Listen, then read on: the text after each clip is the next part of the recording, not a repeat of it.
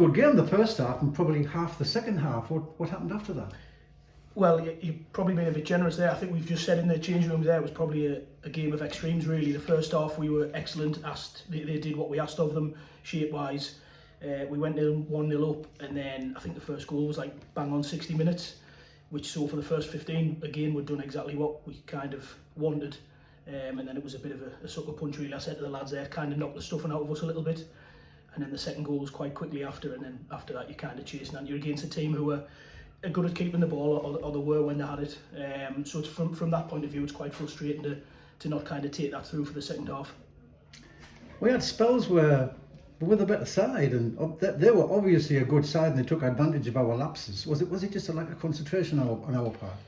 I think for the first goal, yeah. I mean, we've just said there, sometimes you get away with that, but 9 times out of 10, that's going to happen. You're going to get punished. A lapse of concentration, or maybe just a lack of technique in that particular moment. But like we've said in there, it kills us.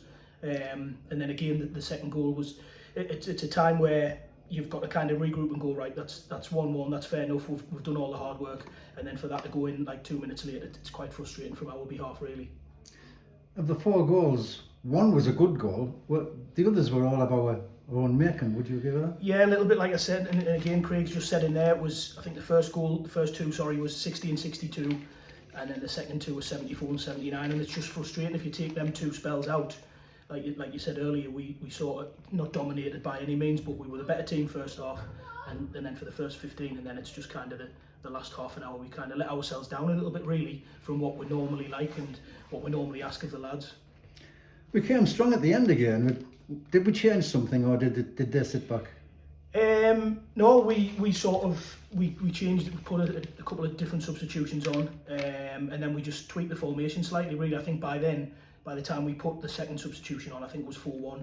So you kind of got to go for it. So it's probably a little bit of both, but we did make a couple of tweaks, and I suppose by then you're kind of throwing everything at them. And like I said in there, we got the second goal, and we will get goals. It's just frustrating if we kind of concede 4. You're obviously up against it straight away. We had David Vincent available today and didn't start him. Is that just a case of not changing a winning team? He's sort of missed games pre-season wise, and he hasn't been there the last 2, so it's kind of that, really. It's difficult because you could probably say, well, Billy's missed the last 2 and he played, so we did kind of change it in that respect. It's just we're kind of looking at the opposition, how we want to play, how they might play, and trying to counteract that, I suppose. But Davey did well when he went on late on, and you know what you get out of him. So kind of with that, we were able to tweak the formation slightly and put him on. You mentioned Billy. He did well today, Billy. He showed us what we miss when he's not here. Yeah, but I mean, obviously we had 2 up front, but you're sometimes in danger of going like stupidly direct if you've got Andre and Billy. But the quality still needs to be good up to them. You kind of just sort of, and they're not the type of lads who are going to run the channels for 90 minutes. So it still has to be quality and kind of playing that from there. But yeah, he's great at what he does. He got himself a goal. He wins flick-ons, he gets his body in and stuff like that, and he's excellent. He's a real asset to us. And Max Allen got the Man of the Match award. It's good to have him back as well, isn't it? It is, yeah. And again, you sort of mentioned in there, Max started centre midfield, so it's kind of him or Davey today. But then I guess we're slightly justified because Max has got the Man of the Match.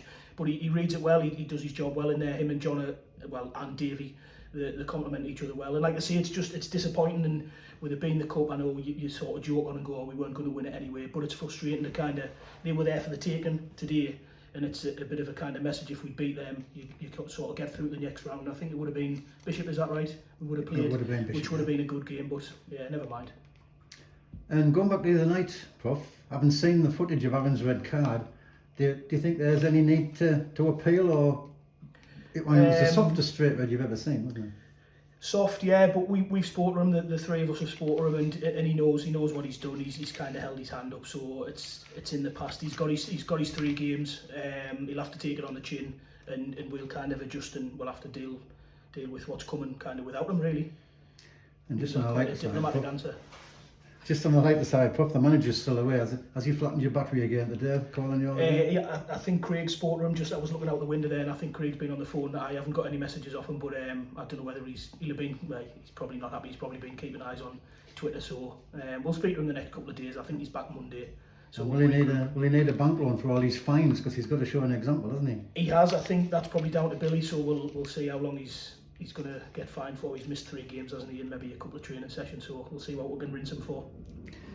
And moving on to next week, we've got Borough Rangers midweek. They're 100% so far, so that looks like it's going to be another toughie.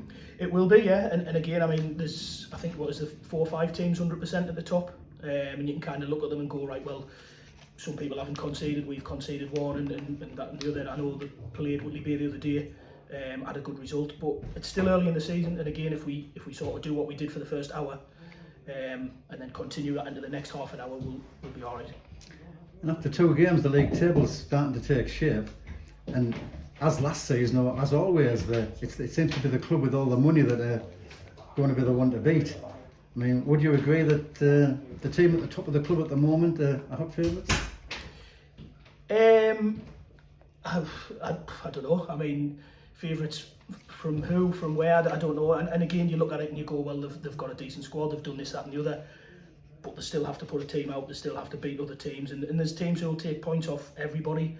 So we, again, and I keep mentioning it, we worry about ourselves. If we'd kind of done today, like I say, for the first hour, we'll be all right against the majority, including Redcar. If we play like the last half an hour, obviously that's where we start coming unstuck.